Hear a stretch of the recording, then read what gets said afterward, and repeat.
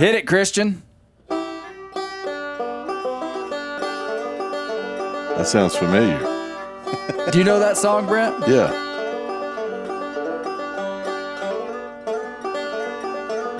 Sounds good.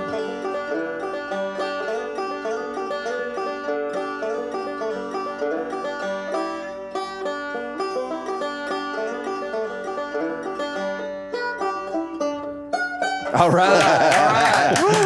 Christian Shreve on the banjo. Welcome, Christian. Good to have you, man.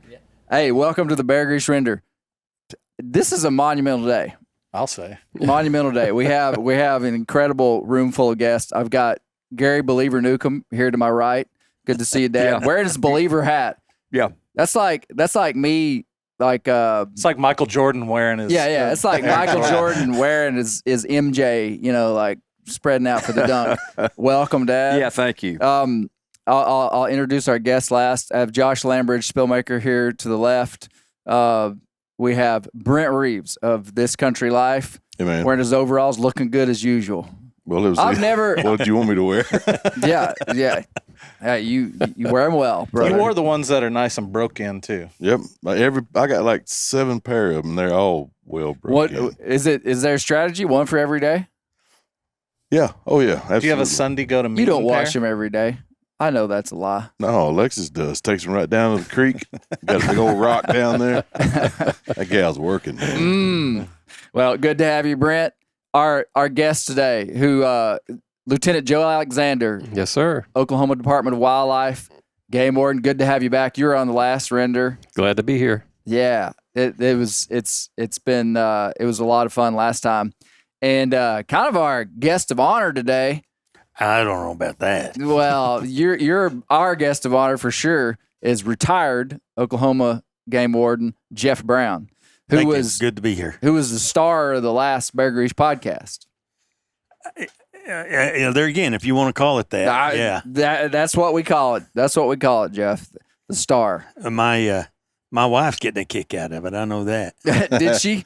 What'd she think? Did she? Oh, she likes it, and the part there at the leading end of that, you said something about legendary Oklahoma lawman in the Sooner State or something, and she guffawed, and she's still laughing about that. Yeah. But I played it back and forth several times. She's probably like, when is the royalty check's going to start rolling in? Yeah. I guess I need to solve something like right off the bat. I had somebody. So far, the only complaint I've heard about the podcast is that I called Oklahoma the Midwest. So I'm asking the Oklahomans in the room: is Oklahoma the Midwest? It could be the Midwest. It's maybe central. I don't know. We're part of the Central Flyway. And it's part of the Southwest. It's part of the South. It's part of the Southeast. Part of the Midwest. It's kind of in the center. It's either I'd say that qualifies for it being in the Midwest. Yeah. Isn't the geographical center of the United States in Oklahoma? It's in Kansas. It's close. Yeah. Kansas. Yeah.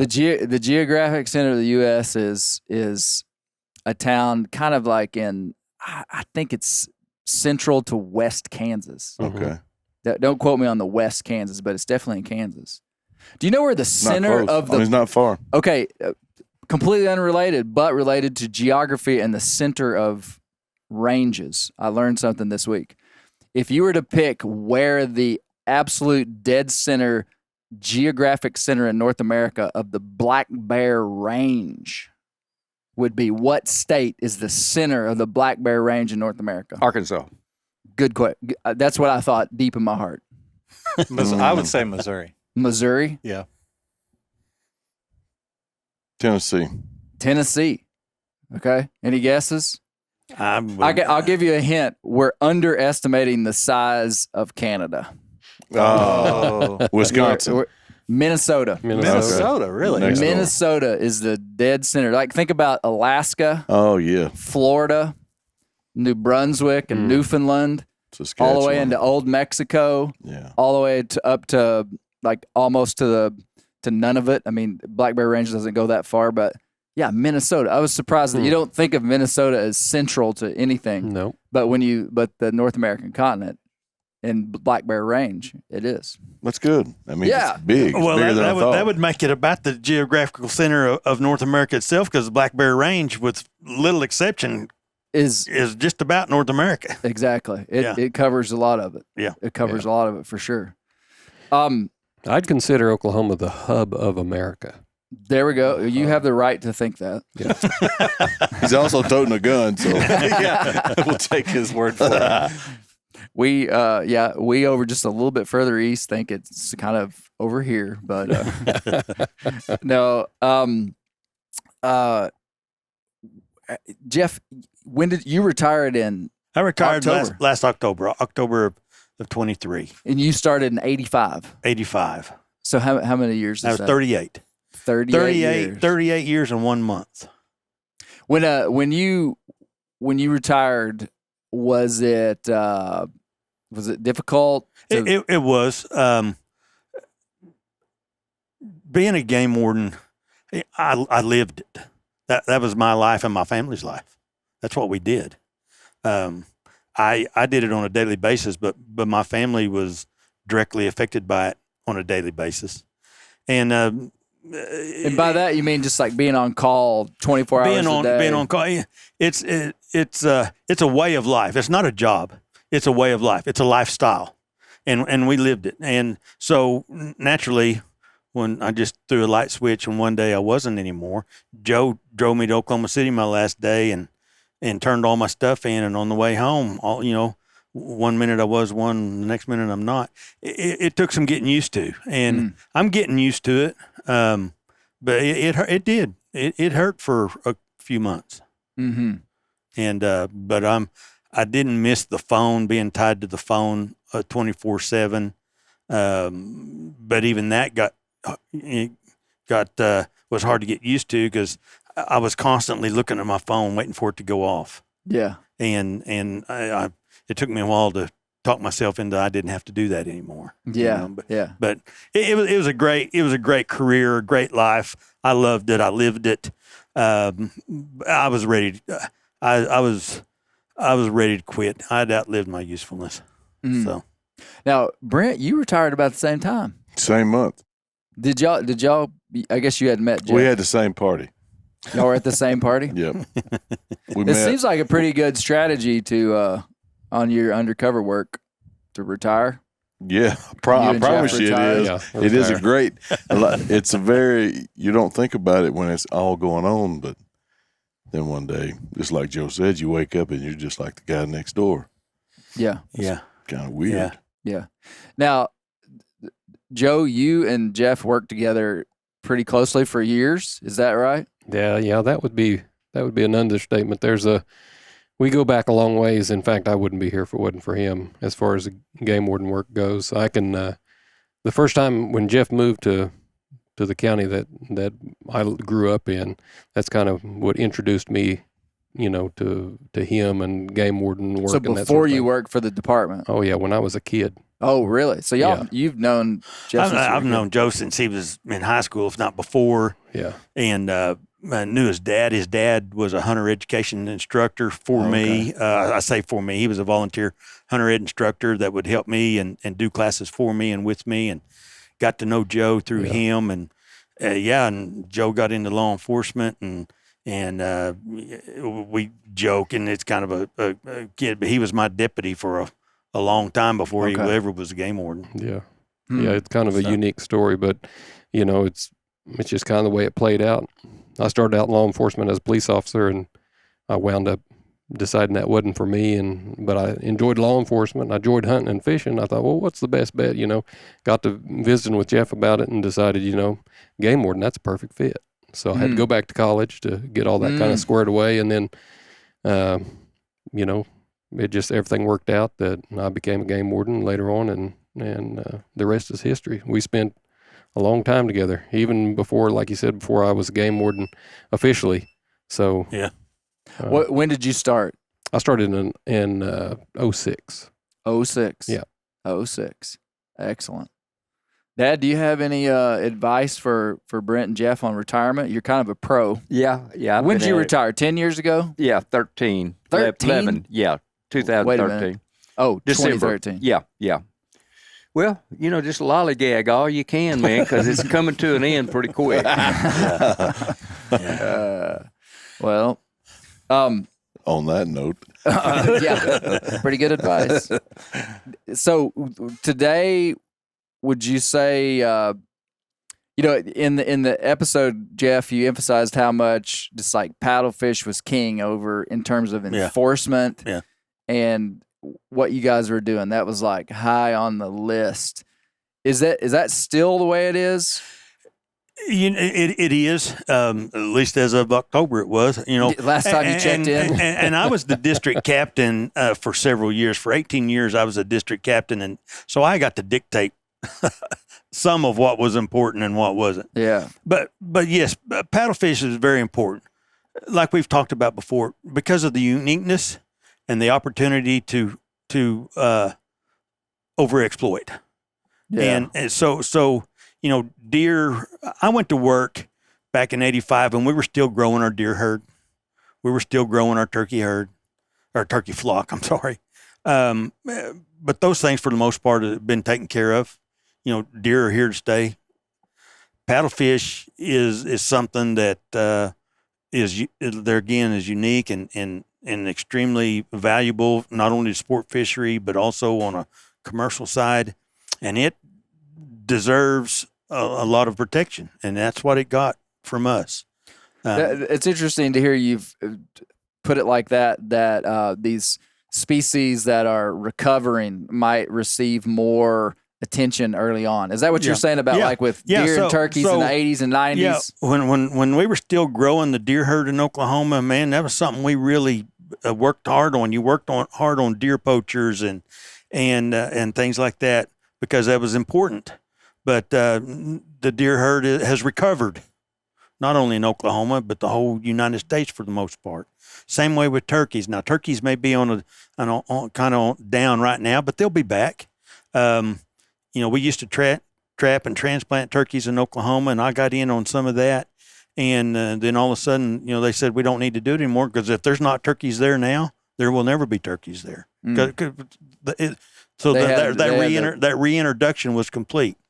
Well, and so you move from one species to the other depending on what's going on with that species at the time.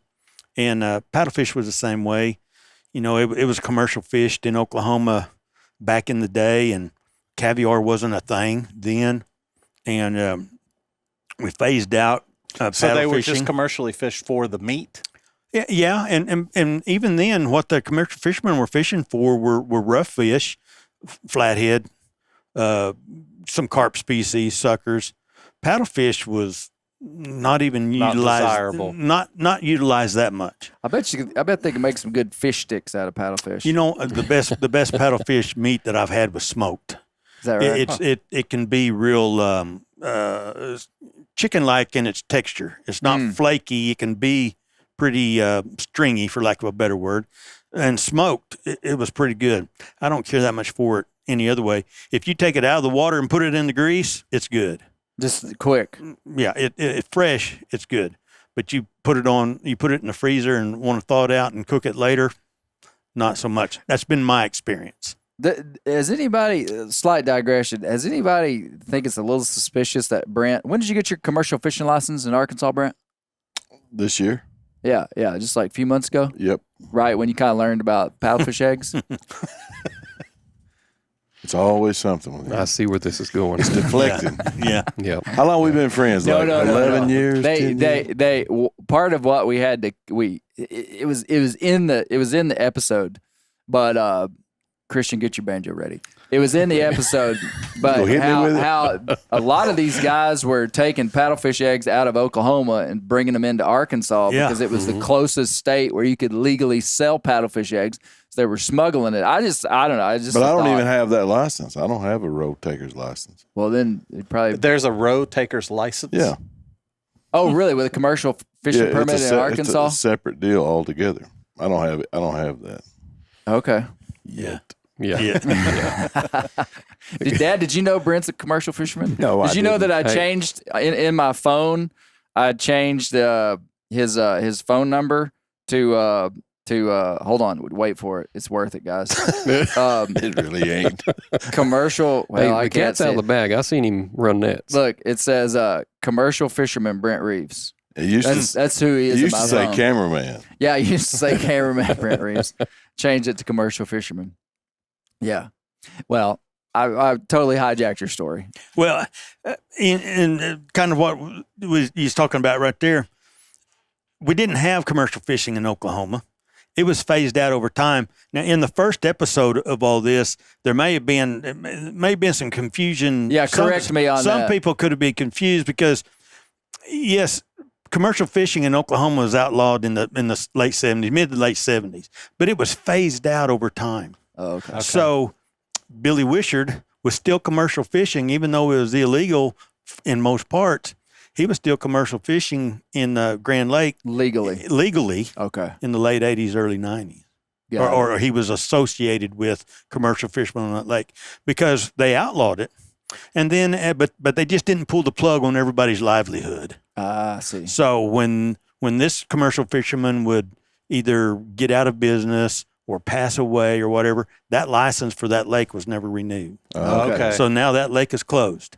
Well, it took several years to get around, and Grand Lake was the last lake to be closed, Okay. the way I understand it. Okay. And there was still legal commercial fishing on Grand Lake into the late 80s, early 90s. Now, why would a state? It actually was news to me that not every state had a commercial fishing. Yeah. People could be just because in Arkansas, I just always knew there were commercial fishermen that were fishing the rivers and whatnot.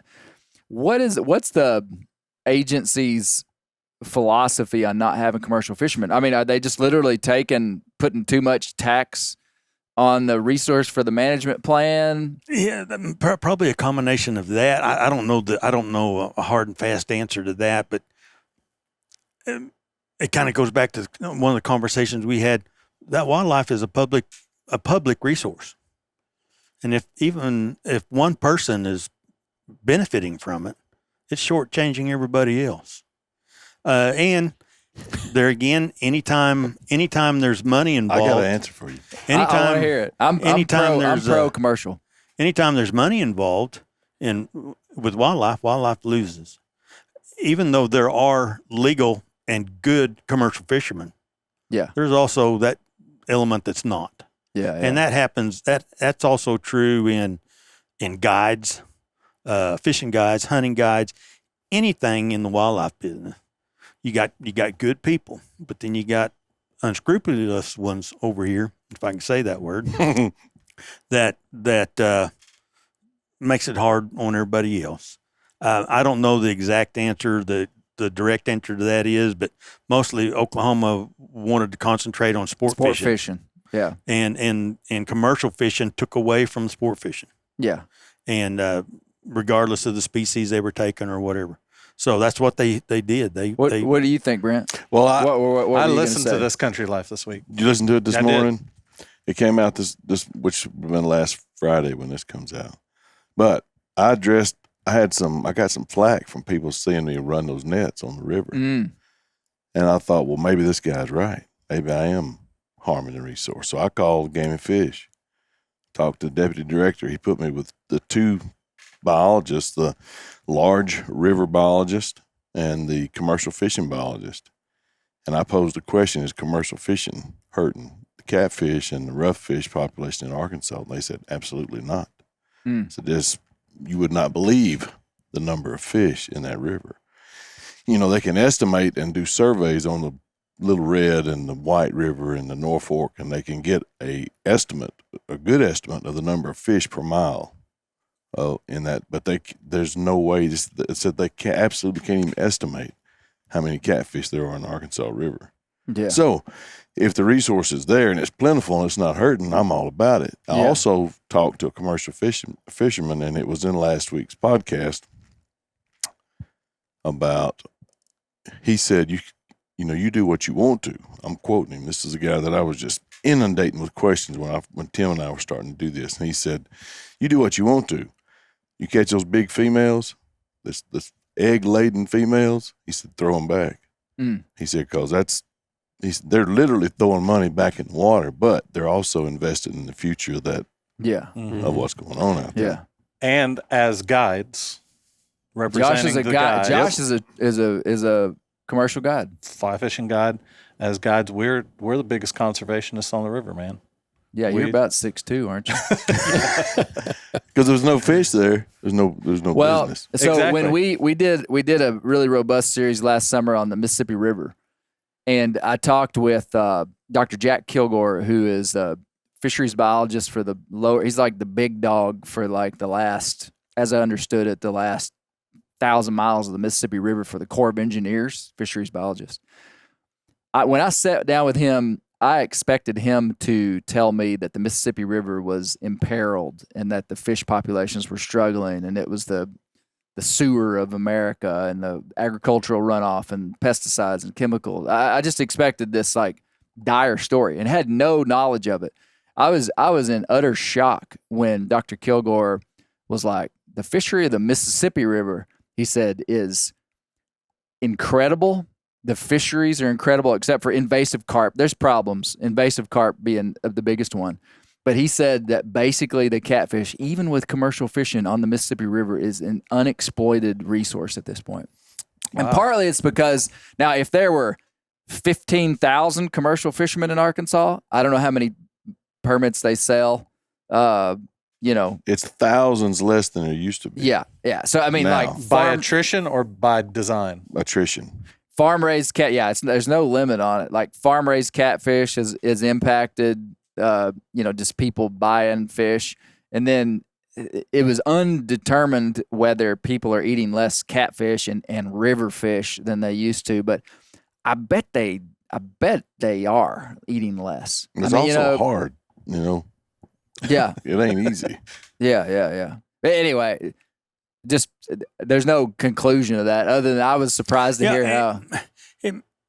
Something else that may it just popped into my head. It may have something else to do with it. It's back in the day, you had more of a rural America, who was willing to eat rough fish, flathead, channel cat, carp, suckers.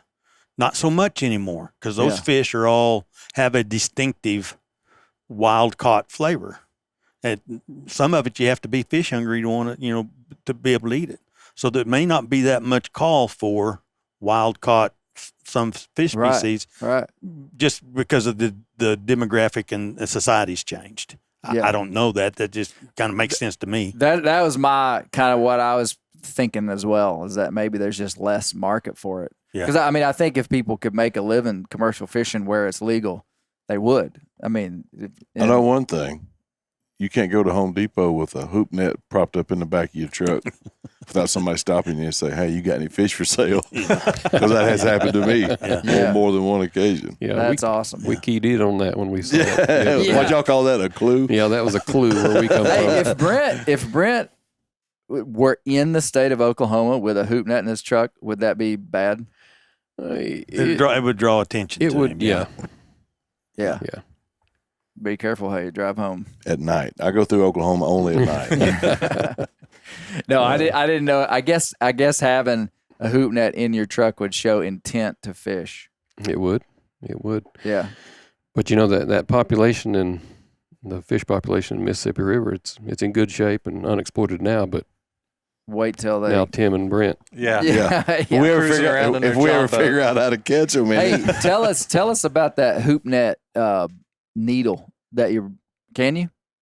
I can tell you about it. I'm going to do some stuff on it, but my brother was going through some of my dad's stuff and found an old net needle that was carved out of hickory, and you can see the knife marks on there. And it wasn't our dad's, but it had to have been either, and it wouldn't have been my grandfather's. Would have had to have been like my great grandfather's or beyond that, because there was some net fishing. I mean, it was unrestricted back in the day. But they did some net fishing and stuff. Now, my dad never did do it, but there is no telling how old that thing is. This probably goes back 5 or 6 generations, and it's pretty cool. And he found that going through some stuff the other day and gave it to me. So it's a wooden. I'd never seen one, but it's a it's a wooden tool about this big. Yep. It's about carved from a single piece of hickory. Yeah, it's about 10 inches long. And it's hard to even describe. But it looks like a long Folsom point. Oh. Yeah. And ain't that the one that's got the flutes on the side of it? That's right. It's shaped like that. And these guys know what a net needle looks like. But you wrap your string around, and it's hollow on the end like a church steeple. Mm-hmm. It's hollow, and it's got a point, a peg sticking in it, and that's where you'd wrap the string around. And then as you did I think it's called the Flying Dutchman knot that you tie nets together with, it feeds off of that needle, and that's how it works. It's really cool. Very cool. Well, Dad, have you ever had caviar?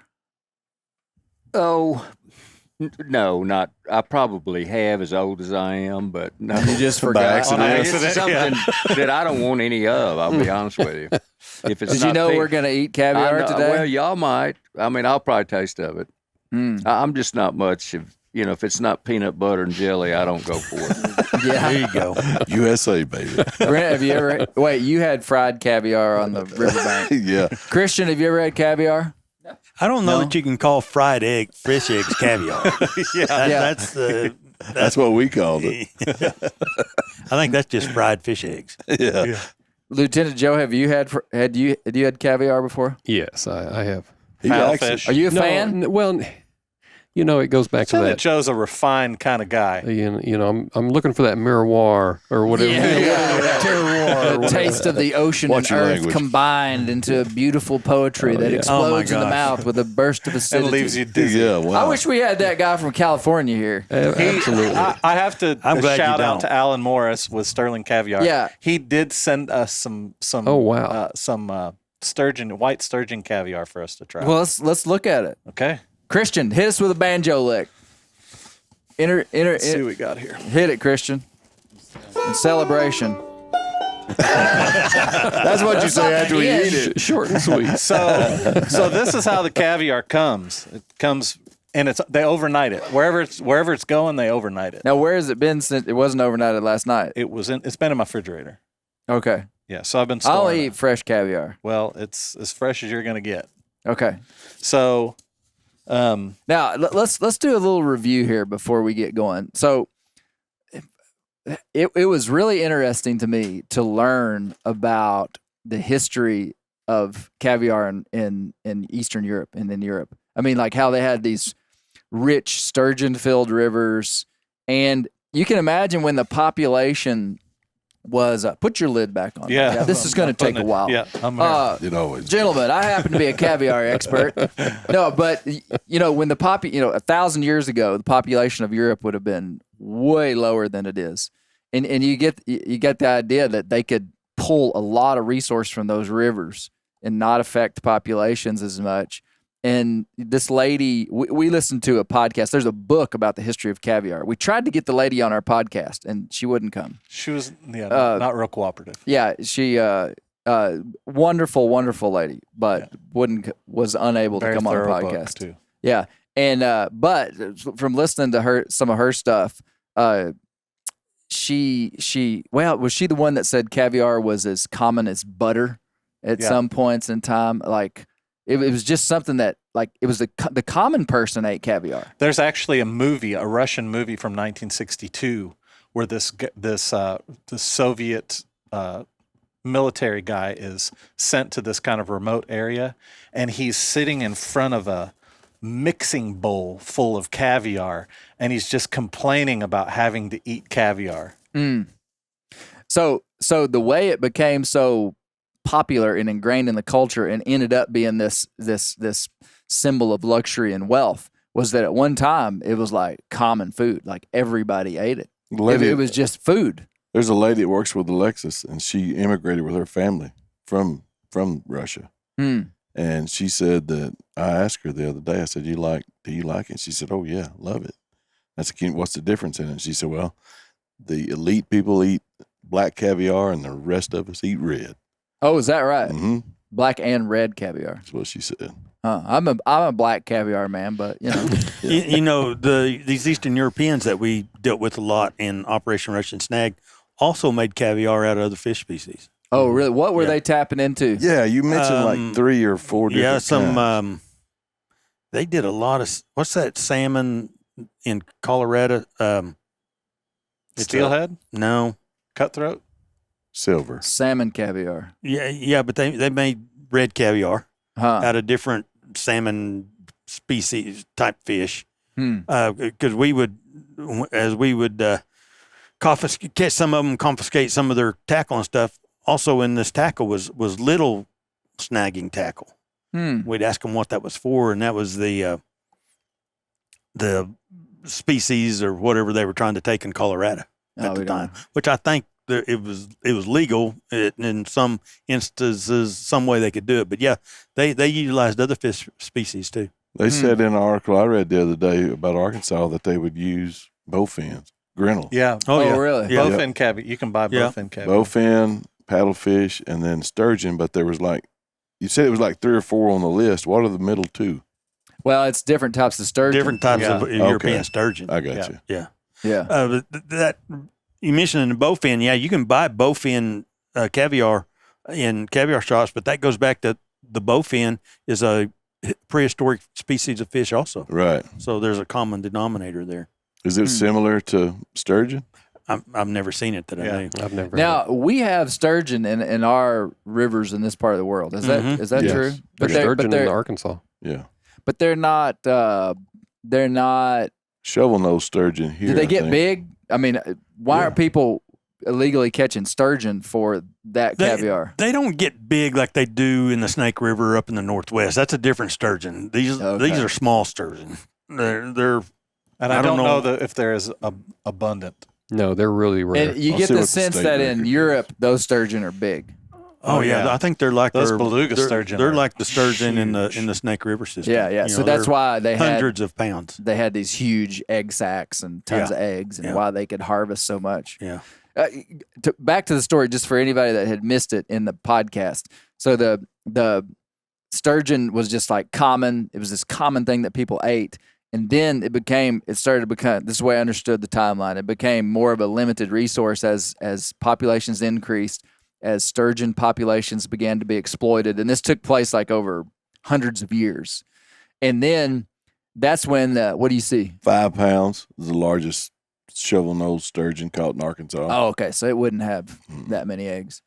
And then that's when the churches, they were asking people to fast from meat, the Orthodox churches, and that's when they made a decision at some point and sometime, and they said, well, you can't eat meat on this religious fast, but you can eat caviar. And all of a sudden it was like caviar just became the thing because people could eat it and still meet these religious rituals. And then I think the rivers became exploited, and all of a sudden it grew into this thing where just the wealthy had it and had access to it. And then, now what I asked Keith when I was with him, and it was on the episode, was it seems like this stuff would translate into our culture if it was that big a deal. Like, I'm still a little bit surprised that, like, Midwestern, Southern America, places where there are paddlefish, I'm surprised that we're not pumped about paddlefish caviar. Yeah, because we're eating gizzards and livers and everything. Yeah. It is. I think it is an acquired taste. The reasons Europeans like it is that they've been raised on it. Yeah. That'd be just like us going to northern Alaska and eating seal blubber.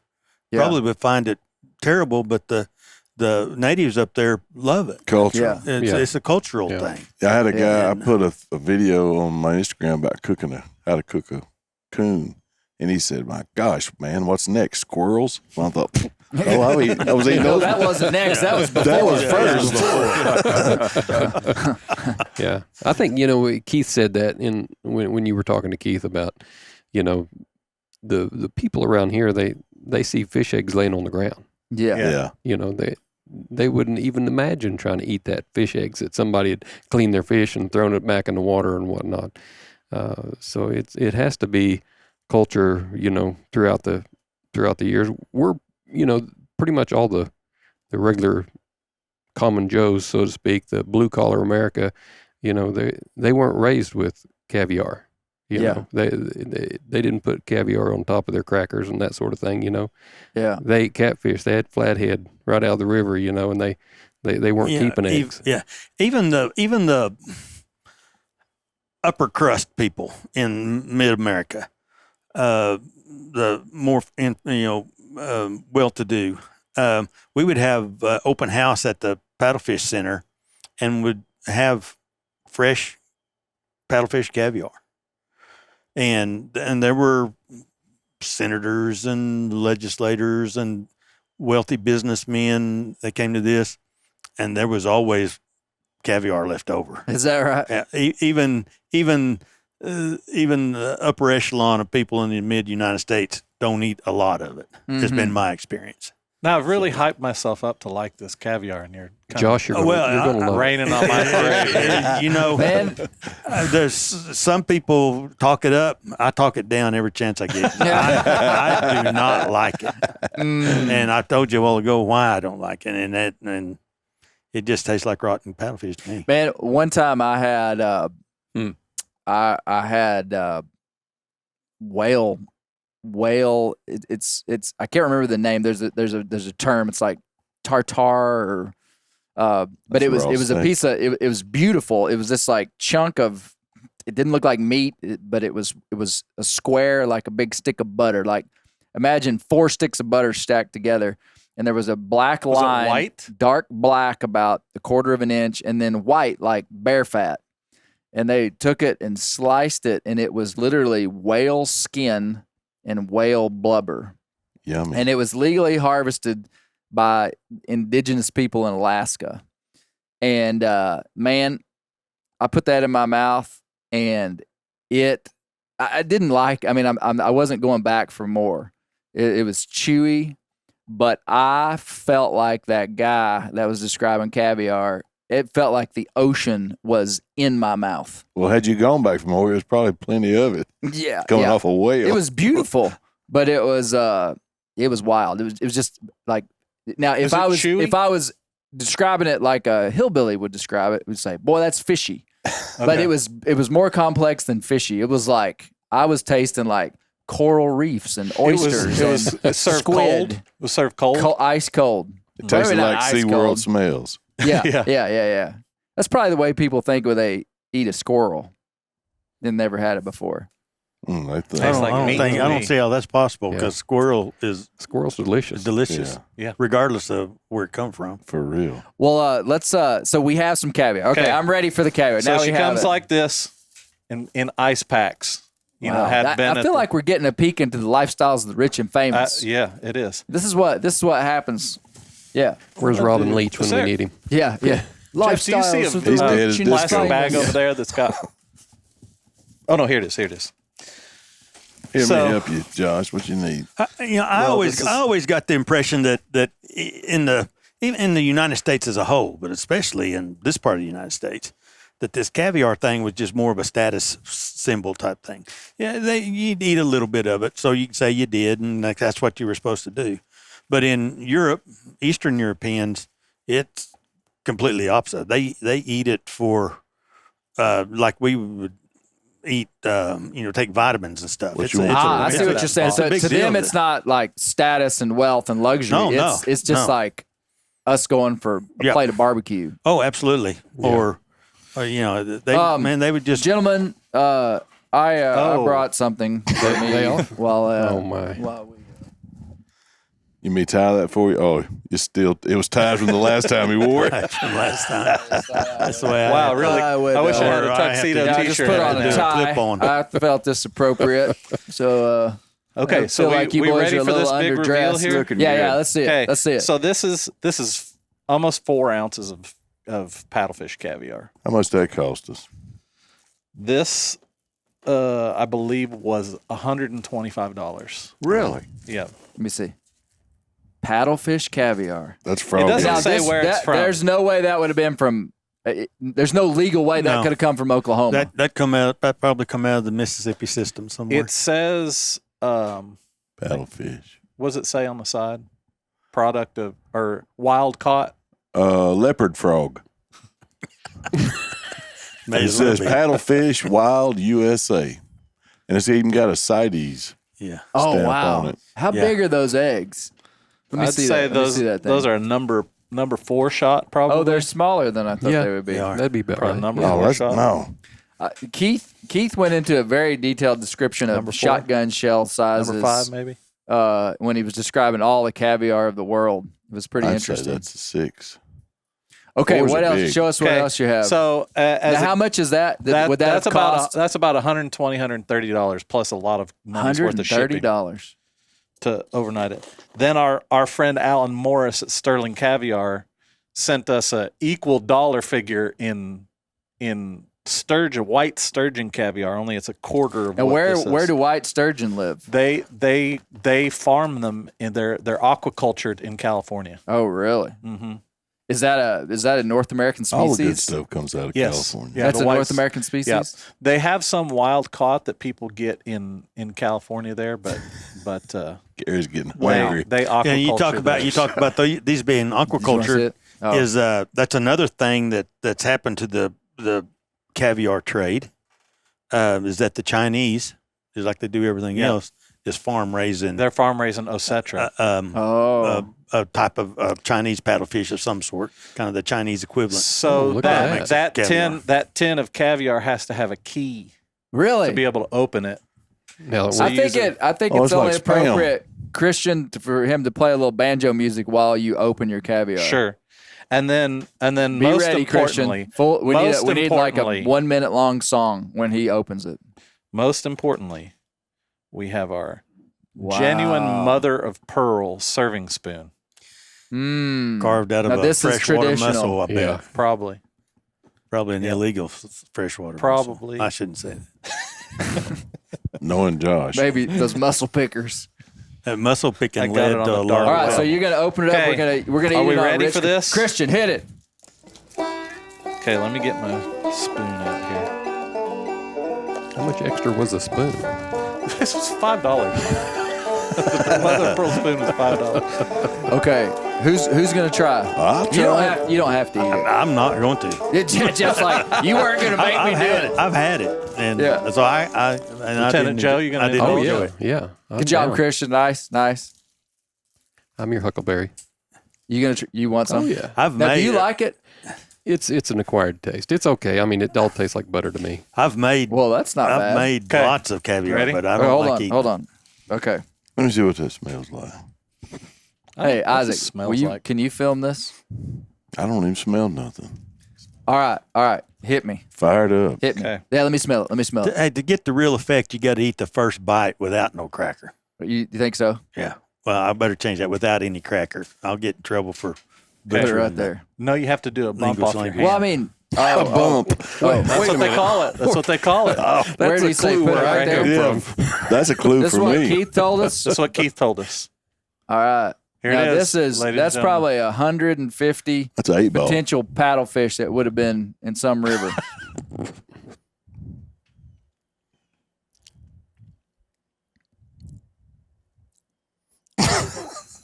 Bright acidity, a taste of the muddy water of the river, very salty. It's actually really good. It's fishy. It's fishy. It Up my kinda- nose. Give me a Gary? half a dose. Not up your nose. Half Here we a go. dose. Yeah. It's interesting. Thank you. Lieutenant Joe. Now watch this. Let's see how this goes.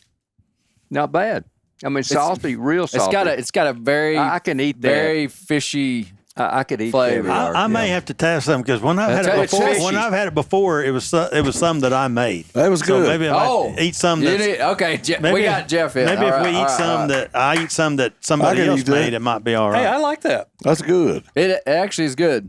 Yeah. Christian, hit us with a banjo celebration. Come on, That's a whole. play us a song. It's about- salty. That's but about then 3 it's times. fishy. Yeah. I've got fishy taste in my mouth. Bad. Drink your water. Gary's Bird. like, I regret this. all right, No, hit look me at on the Jeff. lips. Look at Jeff's I'm face. spitting it out. He still don't like it. Just how you remember it. Let me have another cracker for Brent. That's disgusting. I actually don't. I mean, I like sushi, and it kind of gives you that similar flavor. I We can need eat a baked this. I potato. must have some blue blood in me. I love it. Oh, you definitely do. Your dad was run the bank. Lieutenant Joe, you want a cracker? Sure, I'll try crackers. Need something Now to get this is that. paddlefish, though. I gotta have something to get that taste out of my mouth. It is. Take a bite out of it that leaves a bear. powerful aftertaste. It does. Oh, There's $30 worth of I know. caviar Here, let on me- that. You don't have to give me There you such a go. big dollop. Oh, that's good. We need to I save just some- need a cracker. let me have a You cracker. just There's some He's trying to eggs on it. soak You want up a the cracker, fish Dave? taste. Yeah. Here, y'all keep that over there. Let me try Hey, one on the I can- cracker. It does have an odd non-fishy taste that's kind of powerful. Like it's not Tastes like dead paddlefish. Now, okay, tell us. You were telling us before about how that tastes like paddlefish smell. Paddlefish have a distinctive smell. A boat would come off the water, and maybe they had fish, caught fish, released Look at fish, or brother. whatever. But you could tell that boat had paddlefish in it because of a distinctive smell, and they're real oily, and they would leave an oily sheen on everything they touched. Same thing with the pickup or something. You could tell if that pickup had paddlefish in it recently because of the way they smell. To me, that's the way that tastes is just yuck. Okay, go for it. It's unique paddlefish taste. Hey, why is paddlefish so prominent in northeast Oklahoma? Is that the hub of it, or what? The Grand Lake, excuse me, as I eat this cracker. Grand Lake, we call that the nursery. That was kind of the last holdout of them. They'd kind of been, because of the dams and the rivers and all that stuff, they'd kind of been, for one reason or another, extirpated from different river systems. But Grand Lake was the last major holdout. Now, several lakes in northeast Oklahoma, all the lakes in northeast Oklahoma, and several lakes in other parts of the state have had paddlefish reintroduced and are doing real well. Huh. Interesting. Good. Burrito Okay. ready? Yep. Here's the lid for that. Count me in. Man, that's like good moonshine. Once you uncork it, just throw the cork out the window. Hey, now what's it going to take for us to get a row license? You just got to go pay for it. You ain't got to How fill out hard an is it application. to process it? Is it pretty hard to make it taste that good? No, literally just mix salt in. Well, You take to process the eggs. You have a screen. You take the eggs out of the fish. They're attached to a membrane. You lightly screen the eggs. We call it screening. You lightly screen them off of that membrane. Throw the membrane away. Now the eggs are in a mixing bowl. We use stainless steel mixing bowls. You fill it full of water and just kind of like you're panning for gold. You kind of all the blood and yuck, which is very little, comes to the top. You pour that off. You add a predetermined amount of salt to it that you want to use Wait on just a that second. batch, and then you put it in a dehydrator. Or I say dehydrator. You put it somewhere to so that moisture can come off of it. And you got a finished product. Now, for a commercial product, then you have to pasteurize it and all that stuff. But as soon as you salt it and then get some of the moisture off of it, it's edible. wow. Okay. Okay, are we ready for Okay, the sturgeon? so Josh, this is how much did this tin That's This cost? is probably $140 to $150 worth of Wow. That's a Russian one ounce. Okay, P-38. I think we should all take a hit without a cracker. I don't really like the terminology you're Yeah, using yeah. over there. Now this looks a little different. It's bigger. It's bigger. It feels less. Oh, yeah, that's There's number less 6. moisture in it. Okay. That's number 6 Hit is me. right there. Hit me. And this is supposed to be better than the other jobs. This is some of the best in the world. Yeah. Am I right? Yeah, that would be. It's supposed to be. Paddlefish. All right. Now, don't worry Well, about that's putting too sturgeon much on caviar there. Let me have half of that, That's or better. less. Is it? It doesn't taste fishy. Like, Oh man. oh my goodness! Please, I'll take eat that it. out. Please edit that out. Don't edit it out. I guess I better take some of this too, so I can. Hey, compare it. that I get it. I can see the difference. I get it. Okay, this is what happens when you spill. Big difference. That's probably $40 worth of sturgeon caviar that was on the ground here in my office. My office is very clean. Okay. Yeah, I've So- seen the dog in here. The dog's clean too. I can see that. Wow. It's pretty good. The fishy taste went away on that one. Wow. Oh wow, that's good. I don't know if I have it's- to say, That's I'm good. with Alan Morris. That'd be good on ice cream. Did you try it, Joe? It's different, isn't It's it? definitely Yeah. not. Joe, Oh, he's savoring it. describe what's going on in your mouth. It's a circus. It makes They paddlefish burst like better. head in the They first burst three better days. too. And the eggs are on the trapeze at the moment. No, Here they come back. yeah. No, it is. It's a lot. It's almost sweet. Wow. It's almost it's a lot more subtle. It's subtle. That real brightness of the paddlefish caviar it's not there. It's real subtle. It's nice, super creamy. You can actually feel the eggs pop. Now that's doable. I wouldn't go so far as to say it's delicious, but it's doable. Yeah, I could eat that without any kind of cracker. Yeah, I'm sure you put that on a cracker and it You guys may want- be. here, A soda cracker. I'll shake your old hands. Now I don't know who told man that does taste buttery. Yeah. It almost feels like they put something in it. You but know, maybe they in didn't. all fairness, that who knows where that paddlefish caviar came from? I mean, I know the company you got it from, but whoever made that, everybody makes their caviar different. When we was watching some of those Eastern Europeans, they'd add all kinds of stuff to it. They were adding vodka to it. They was adding different types of salt. Hello. Oh yeah. They were adding all kinds of different spices and stuff. I mean, they fixed it all Really? up. Yeah. Yeah. They They- did all kinds of weird stuff to it. They would process that caviar in hotel rooms, and you know you'd walk in, you know, and there's vodka bottles laying everywhere, remnants of eggs, you know, things like that. But Yeah. but no, that's Hey, good stuff. We need to eat all this. Okay. I mean, we're not going to save it. Save a little bit for Y'all Misty. Yeah, it didn't have Oh, a very Misty long ain't shelf eating life. I mean, we can save a spoonful. She's not going to be too pumped about it. Lieutenant Joe, you want? Let's give some to Isaac and Christian. yeah, absolutely. You guys want it on a You cracker? want a cracker? Straight up. Let's You'll go like this, straight up. Isaac. Yeah, you don't need it on a cracker. This is really good. You know, I'm getting kind of a tuna aftertaste. You know, when you think about it, you know, we talk about it being butter or tasting like butter, salty butter. Well, everybody likes salted butter. Yep. You know, well, paddlefish eggs, that's really just fat and salt. Same thing I butter see. is, and I so see. you're going to get that Yeah. flavor. You know, the eggs that came out of the Grand River system we used for caviar. The wildlife department made in caviar. And these great big fish started showing up in Keystone Lake. You know, we talked about how the state record come out of the world record for a while, come out of Keystone Lake right there on the west edge of Tulsa.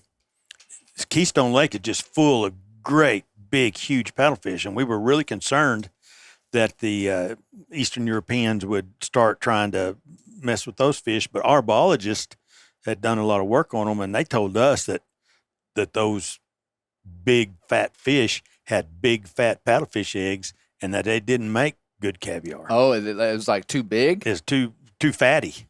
too fatty. Yeah, and wouldn't make a good caviar. And consequently, we never we do know that the Eastern Europeans fished over there, but we never saw it to the extent that we saw it in other places. So, and that may be why that the eggs just didn't make good caviar. Yeah, if you're not eating caviar, you need to take that tie off.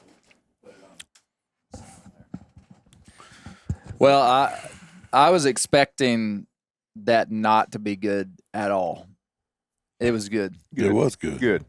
It was good, Good. wasn't it? It You were was. expecting both to be not good? Well, okay, the paddlefish, I could see like 50-50 people being like, I'm Yeah. not going back. Yeah. But the salt and fat was nice. The paddlefish that we had definitely had a stronger rivery taste. Yeah.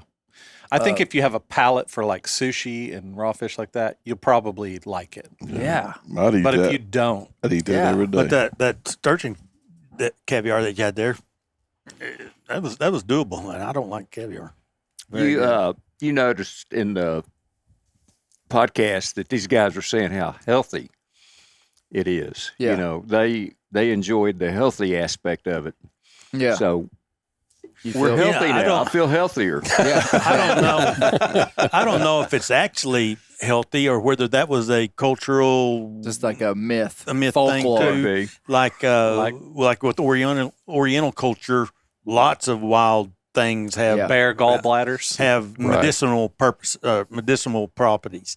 So I don't know if it's actually somebody's ever sit down and said, I can see maybe a doctor saying, no, it's not good for you because it's full of salt. But the rest of it, I don't know. But Well- man, the Eastern Europeans, they thought it, man, all of a sudden they were superhuman. Well, I feel pretty good. I do too. My grandma know- also said that if you ate fish and drank milk, you'd die. So, Really? yeah. Hit it, Christian. That was a great joke.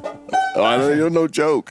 She wouldn't let me drink it. If you ate fish and drank milk, you'd die. Yeah, she fried fish. We eat fish every Friday.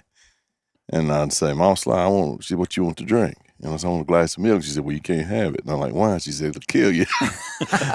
And she had to, my grandmother do could you cook not- anything. And being a lady, a true Southern belle of the South, made the worst tea you've ever drank in your life. Oh man. She hated tea. So she was just like, here it is. I mean, you can stand ankle deep in it and not see your feet. We have to have it, but it doesn't have to be good. That's right. That's right. So we drink water, but she wouldn't let you have milk.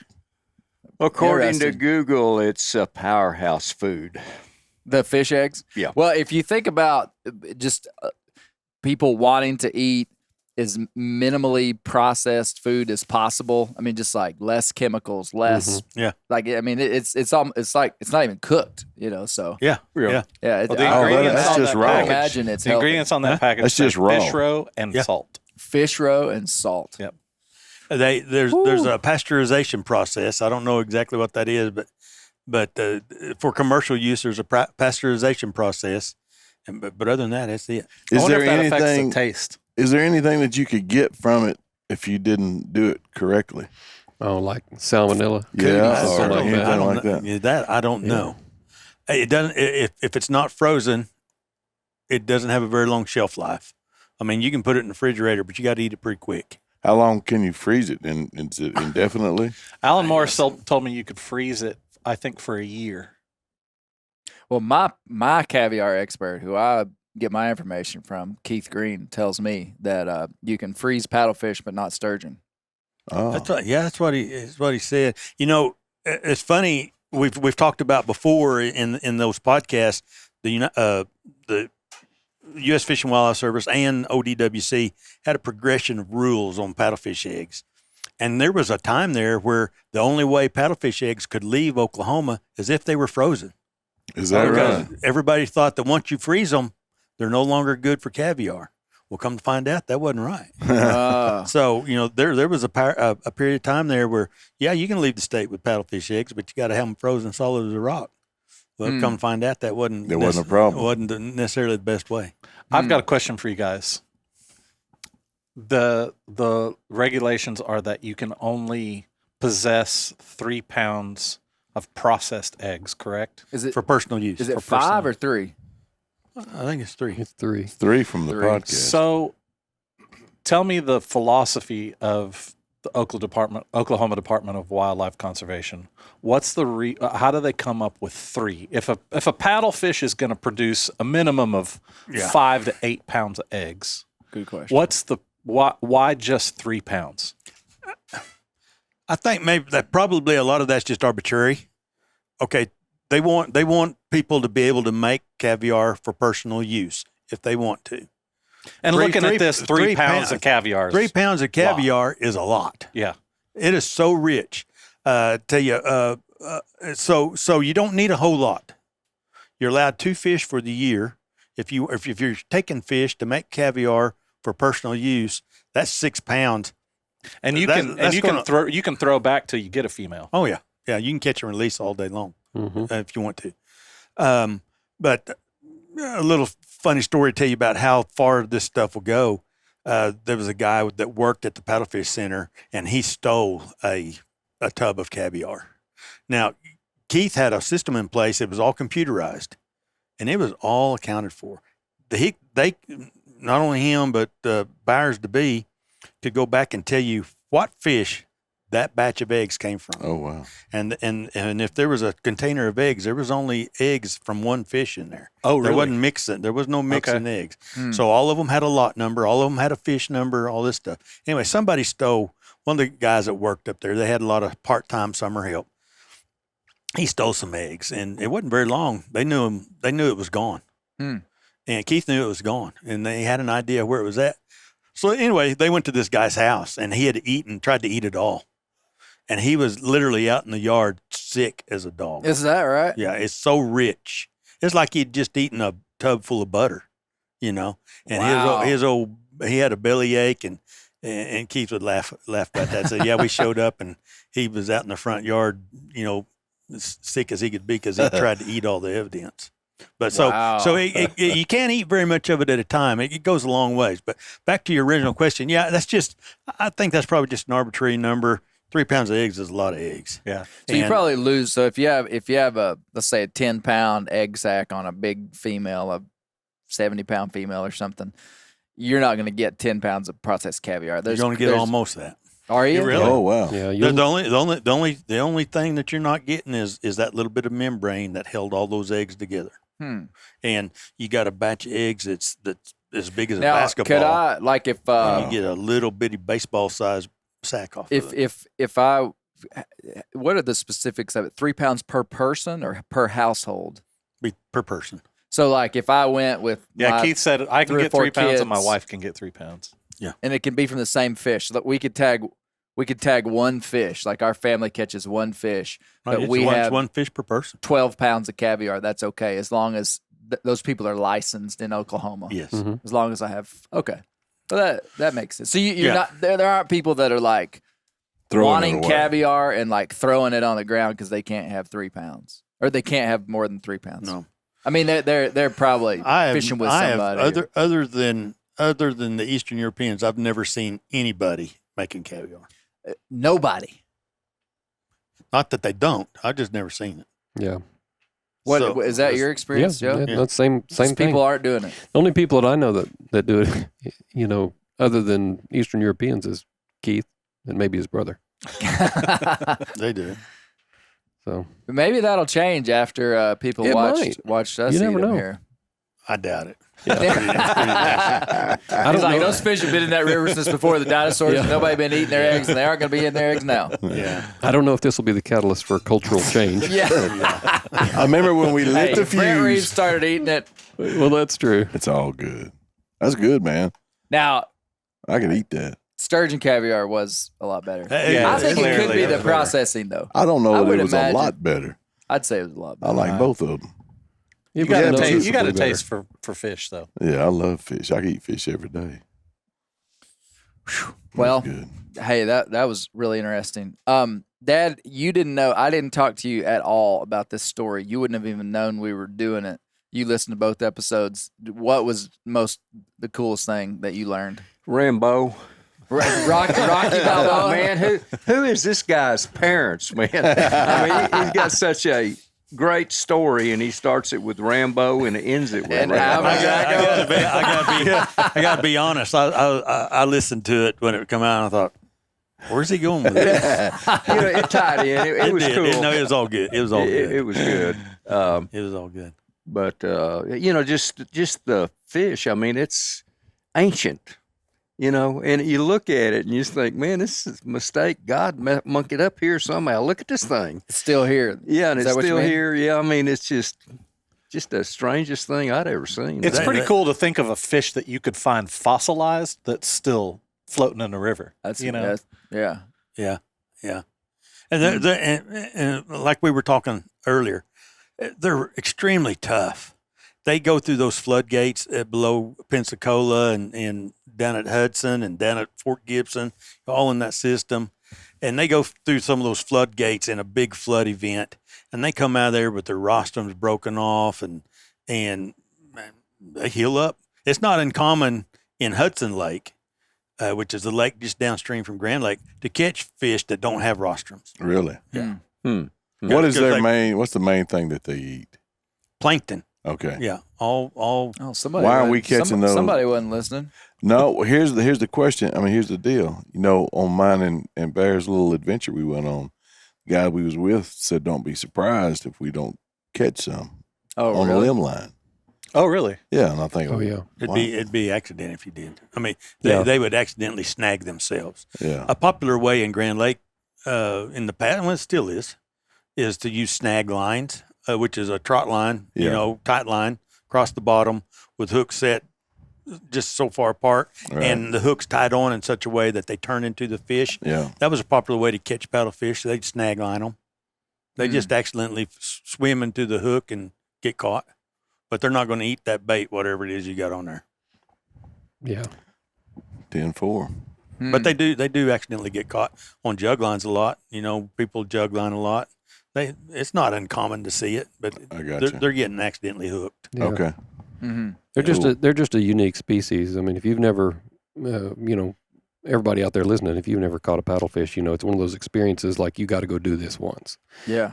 So Yeah. come to Northeast And- Oklahoma, and that's where they're at. If we That's haven't, what- you want people to come, huh? Oh yeah. yeah, and if we haven't made it exactly clear, you don't catch them with a hook and a line. I mean, a hook and a bait. You do catch them with a hook and line, but they're snagged Right. by dragging the We big actually hook to the didn't water. talk about that much at all. Yeah. So I mean, guys are using really heavy duty tackle. Using big tackle, Big surf rod. big surf rods, a minimum of 40, 50 pound test. A lot of them now use a braided line, which is even Yeah. tougher. And you use anywhere from if you're bank fishing, you're using a 4 to 5 ounce weight. If you're trolling for them in a boat, they use 1 pound weights. Wow. One pound but they're weight. not throwing in. It's trolling. Somebody figured out that if you troll at about 4 or 5 miles an hour and just drag that hook behind the boat, you can catch all the fish you want, and they do. They target them with live scope and stuff like that. Yeah, They're using a big treble hook. Oh using a big treble hook in Oklahoma that has to be barbless. Oh, really? Mhm. And then that came with the catch and release. Sure. So, like we talked about in episode 1, there's been a progression of rule changes, and every time somebody thought they had it figured out, well, let's tweak it this way and tweak it this way, and found out that people just really liked fishing for them. Keeping the fish wasn't necessarily that big of a deal. A lot of people do like them. A lot of people eat them, but catch and release, man, people just ate that up. So made it where you could catch and release all you want. You can only keep 2 fish for the year. There was a period of time where you couldn't keep fish on Mondays and Fridays, and that was controversial. A lot of people scratching their head, but what come out of a lot of our research and the fact that people had to have a paddlefish permit, so we had lots of non-residents coming in. And I'm not even talking about Eastern Europeans right here. We had lots of non-residents coming in where you could possess, 2 days limits or 3 days limits. You could possess that many fish, where they were leaving here with a lot of fish. And they were supplying fish fries for everybody. Like legally. Legally. And so with the local people, residents were complaining about that a little bit. Depleting the Lots of non-residents showing up and taking back a lot of fish. So those non-residents were showing up on a weekend. Well, that so made it where you couldn't keep fish on Mondays and Fridays. That way they were only Took a 2 days of a 4-day weekend if Yeah. people came. yeah. I see. So it took 2 days out of it, and that limited the number of fish that they were able to take back home with them. So, but now that's a moot point. Now you can keep fish on Mondays, but you can only keep 1 a day, 2 for the year. 2 for the year. Yeah. Hmm. And that's worked for most people because, like I said, most people just want to catch and release. Yeah. They just like They want snack- that picture. They Big want- grip and grin picture, Yeah. holding Yeah. a big old Who doesn't? 60-pound and fish. they you want know? that. They want that fight, and then when they get it to the bank, they admire it and they turn it loose. Yeah, What about and the that's good. paddlefish now compared to when you went to work? Is it in better shape? Yes. Like Brandon Brown, our fisheries boss, talked about 30 years ago. So when I moved back to eastern Oklahoma from western Oklahoma, Wildlife Department was just now starting to reintroduce paddlefish into some of their historic range, where because of dams and certain situations they had been removed. And now those places have come online. Oologah Lake there's now guides that are guiding for paddlefish on Oologah Lake. Lots of paddlefish in Oologah Lake, Keystone Lake, Call Lake. Fort Gibson Lake's always been there, but it's even better. Grand Lake, Eufaula Lake. There's paddlefish everywhere. Yeah. Do you know how many fish they're tagging every year in Oklahoma? I don't. We could find that out. I mean, would it be like 50,000 fish? Oh, I don't know what the think number so.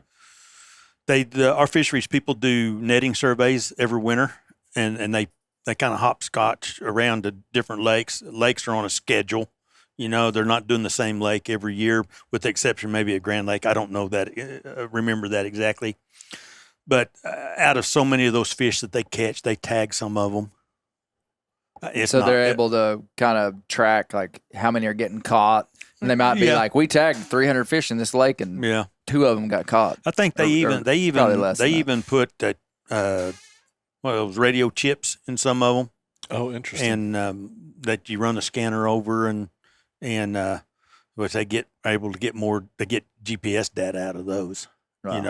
Tell where the fish went and now, where they've been. One and all thing that. I just wasn't able. We weren't able to get into it with the fish biologists, but paddlefish in other parts of the Mississippi drainage are struggling for the. Am I right? I mean, like there's a lot of places where they're not doing as well. Why are they doing so well in Oklahoma but not as well in other places? I'm going to go out on a limb here, and this is just my opinion, just because of no commercial fishing. Oh, really? Yeah. Because now, unlike years ago, now paddlefish are targeted. I see. By commercial fishermen because of the caviar.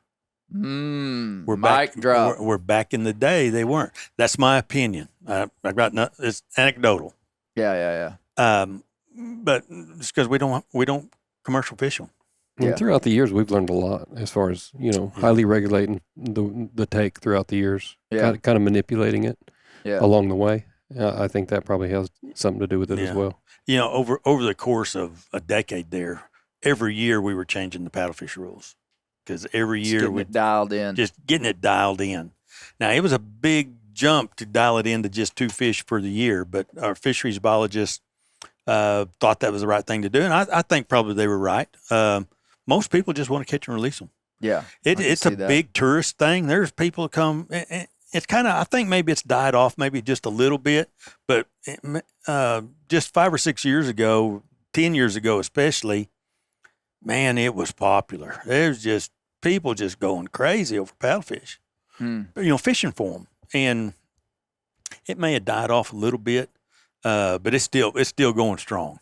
And people just like to catch them and reel them in, let them go, take pictures and let them go. In the hunting world, and I realize we're talking about fishing. In the hunting world, there's a lot of people, not a lot. I think it's a small group of people that speak negatively about recruiting people to come to a specific state for a specific reason. They're like spot burning. Yeah, spot burning, or like if we'd been talking about deer hunting, like I would have bleeped out or not put in like specific lakes and different stuff. But it feels like as an agency, like you're wanting people to come fish in Oklahoma. Would you say that's the general? Absolutely. The wildlife department is funded mainly by the sale of hunting and fishing licenses. Yeah. If we didn't want people to come hunt and fish, I mean, we're basically unfunded. Yeah. We want to remain funded. We want to be able to manage the fish and wildlife in the state. And so hunting and fishing license is the backbone of that in Oklahoma. Yeah. Yes, we want people to come hunt and fish in Oklahoma. We want to provide hunting access. We want to provide fishing access. We want our hunting and our fishing to be top notch. And, water quality and access and all kinds of stuff like that's going to play into it as far as up here in the Northeast. And I think that's why paddlefish are so popular, or at least one reason. But, the more folks that we can get to Oklahoma to enjoy what we have to offer, the better. So, I mean, I'm sure you're going to have people on both sides of the fence on that, non-residents versus residents and things like that. There's always the struggle between residents and non-residents. Yeah. The local guy didn't want his lake called out. Yeah. But the wildlife department's all about it. Come and fish Lake XYZ. Yeah. The wildlife department really, really promoted paddle fishing in Oklahoma for a long period of time. And they were successful in getting that word out because it was a big deal, to the point that even from a law enforcement standpoint, we said, let's back off of that just a little bit, and because through the research, through our paddlefish permit program process, we found that a lot of our fish were leaving the state and going out of state, not illegally, but the residents, not that they didn't like it, but they moaned about that a little bit. Yeah. So they dialed that back a little bit and quit promoting it quite so much, to slow the takedown just a little bit, and it helped some because it did slow down a little bit. Yeah.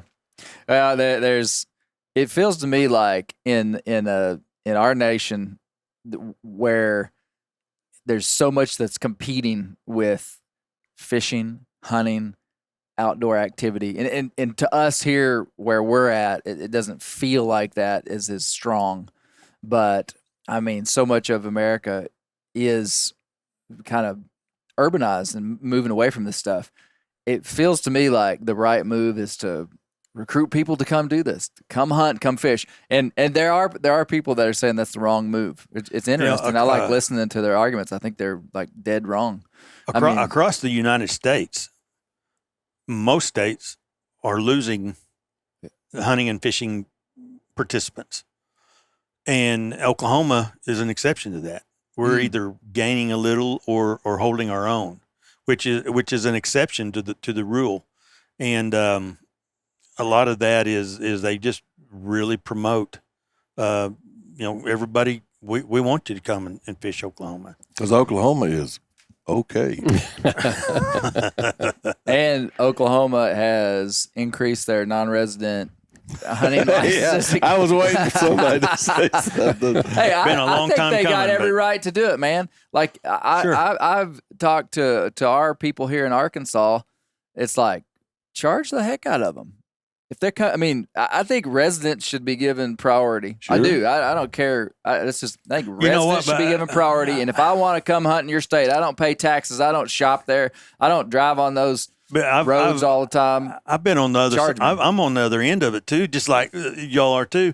You try to go to Colorado and an elk license is $800 and some, and a resident's paying $50. Yeah. It's hard to stomach that.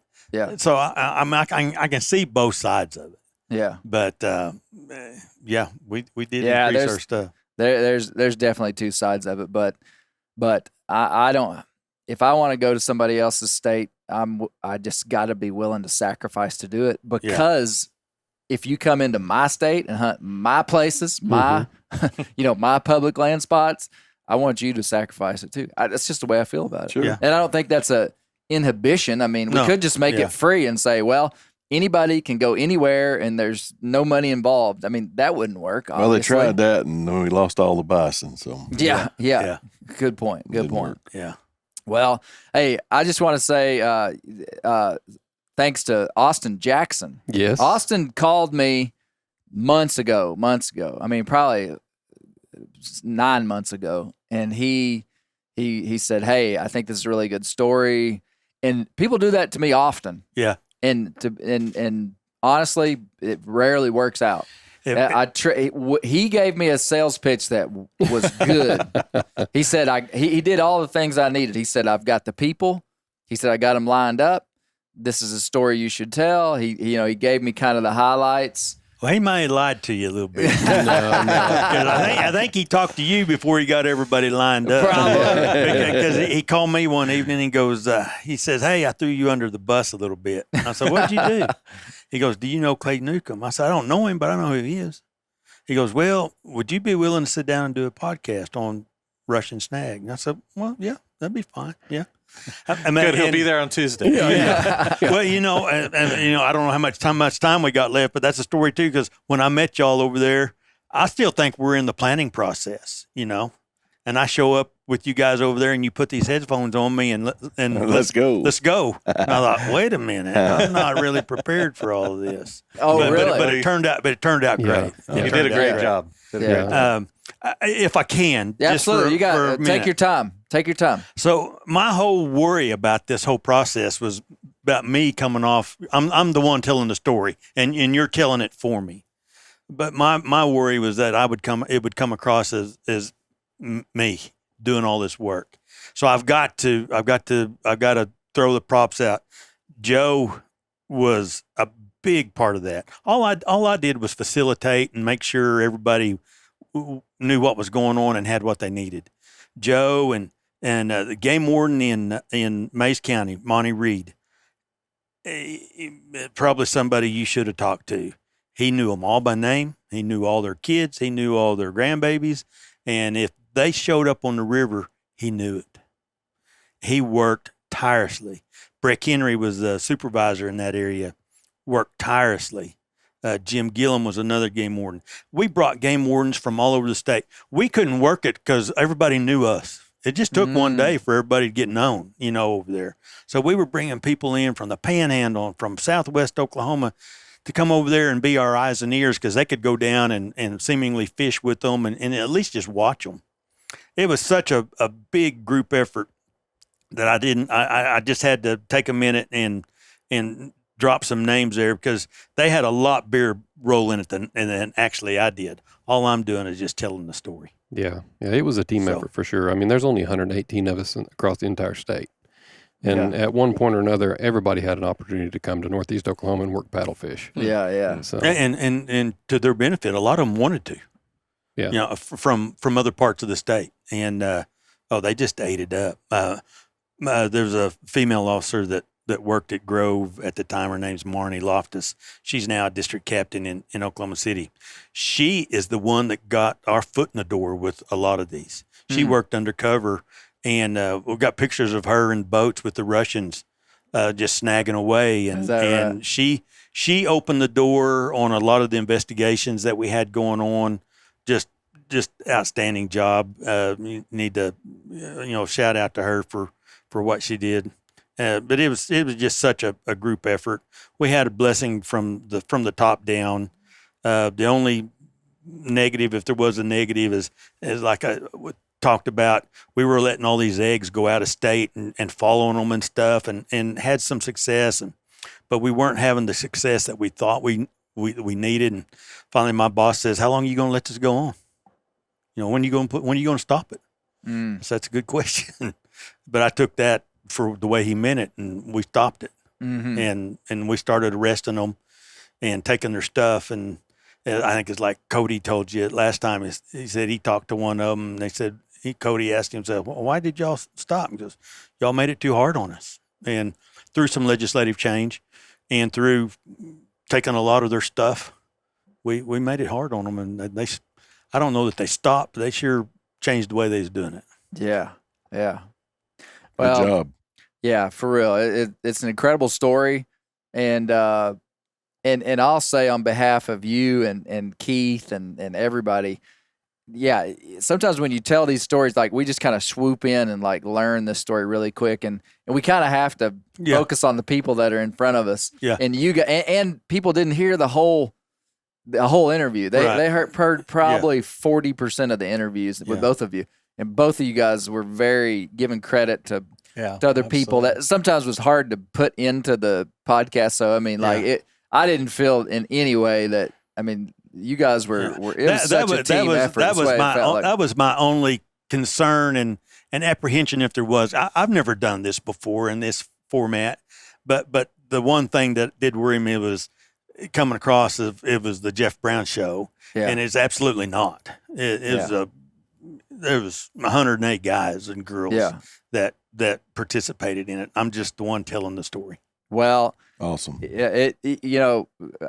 I think you're a hero. I think, Joe, you're a hero. I think Keith's a hero. And that's the story that I want to tell people, and man, the work that you guys do. It's pretty cool that we as a society really have chosen to protect wildlife to the degree that we do. You know, I mean, we got guys 24 hours a day, 365 days a year putting their life on the line, protecting wildlife. And it shows the cultural value that we have as a people for these fish, this wildlife. And, you know, I also want to give credit to just the Oklahoma Department of Wildlife in their willingness to even let you guys share this story. I think it's a mistake to hide some of this stuff. I mean, there's probably some liability, you know, like small liability, I think, with agencies letting people like talk. And, you know, it could have been a bad experience. Maybe I'm a punk and I misconstrue the story. Right. But this stuff translated in a meaningful way to where people can actually understand it. You know, they can listen for 2 hours and understand. I mean, I think it's worth the risk. Like, because there is risk. There's risk in telling these stories. But man, I think in today's world, with all the technology, all the communication, all the fast-paced nature of society, I think agencies would do well to even cooperate more. And I see that happening in Arkansas with our regime here in Arkansas. Is they're trying to stay congruent with the times and the way that people communicate. And it is different. I mean, I think there would have been a time when people would have been like, no, you're not going to talk about that. Right. This is out of play. And I just think that's a mistake. And I see Oklahoma doing a lot of great stuff, even down to the simplicity of, we talked about the social media, how incredible the Oklahoma Department of Wildlife social media is. They're really funny. They had a really good girl doing it that I don't know her, but I see her. Yeah, that's Sarah Sutherland. Yeah. She's really done a good That's job. on what I don't even know what social media platform it's on, but yeah, she did a good job. I'm not very social media savvy. Yeah, so I troll Facebook every now and then, but yeah. Well, so thank you to you guys. Yeah, Thank you. absolutely. thank you for having us, and thank you for doing it. You know, this the main reason Austin reached out and wanted this done was to preserve it, to preserve the story. Yeah. So that and I think you did that. So we appreciate that. Yeah. He wanted to be here today, but he was teaching an active shooter class today. So Oh, okay. Yeah. He messaged me. Well, Brent, Josh, Christian, play us the exit song. Hit it. Stuff. Here we go.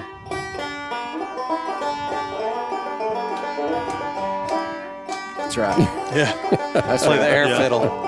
What keys are you in? Barbecue. I'm ready to eat some more of those fish eggs. I hope y'all leave so I can leave. I want to take it home. All right. Thanks, Christian. Good job, buddy. Good. All right.